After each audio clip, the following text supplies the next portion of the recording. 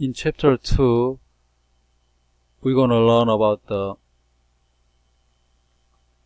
some regular aspect of proteins. X-ray structural studies have played a major role in this field. In 1930s and 40s, Linus Pauling and Robert Corey determined molecular structures of amino acid and dipeptide. Based on their determination, they extract alpha helix. In 1958, really big size of protein, myoglobin, had been determined at the molecular level by John Kendall.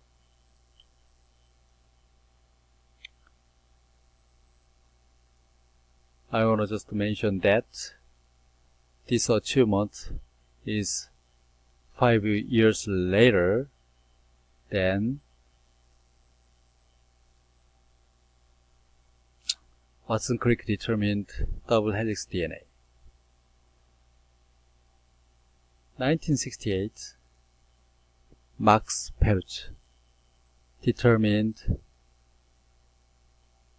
much larger protein, that is hemoglobin. Hemoglobin is very important physiologically and much complex for their functions. Earlier achievement had been done in MRC in United Kingdom.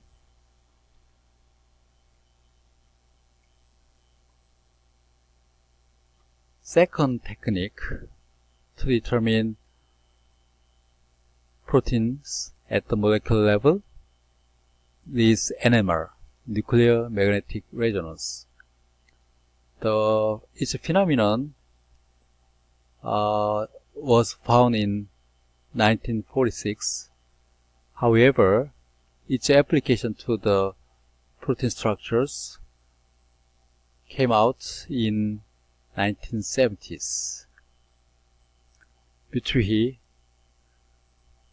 contributed a lot in this advancement.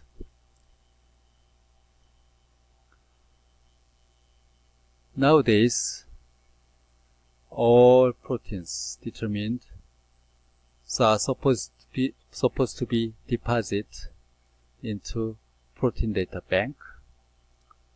At the end of August this year, over 122,000 structures are found in this bank. Historically, earlier stage, little proteins determined, but recent years we can observe dramatic increases in their numbers. We are looking at myoglobin structures, early versions determined by John Kendall at 3 different angles. What kind of impression do you have about this protein? So ugly.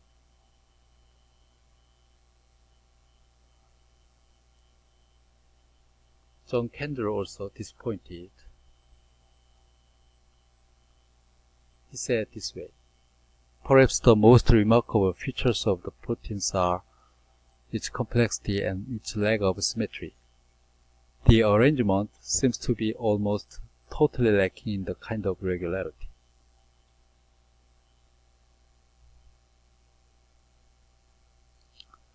This kind of irregularity came as a shock to those who had hoped for the simple general principles of protein structure and functions, analogous to the simple, beautiful double-stranded DNA determined by Watson and Crick.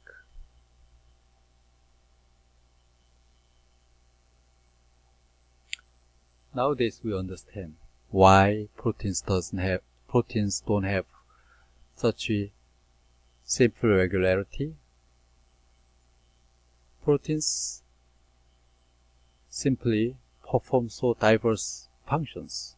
For example, they must bind to recognize whole variety of different molecules. For example, hemoglobin binds to oxygen and carbon dioxide.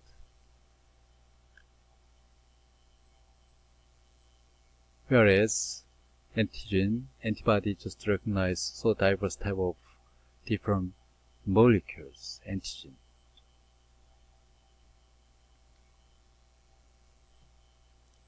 Proteins shows some different levels of structures. Primary structure, secondary structure, tertiary structure, quaternary structure. Recent development in this field adopt two more important concepts, motif and domains.